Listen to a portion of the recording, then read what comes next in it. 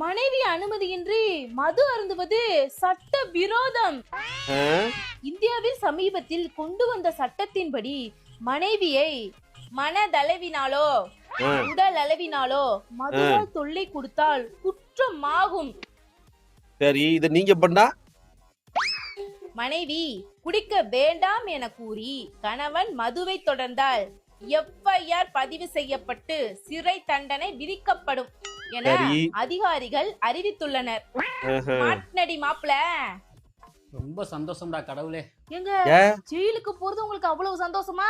நான் போறேன் சந்தோஷமா ஜெயிலுக்கு. வீட் லோனு, கார் லோனு, போன் வாங்கிருக்கியே, இஎம்ஐ எல்லாம் கட்டி குடும்பத்தை கட்டி பாரு.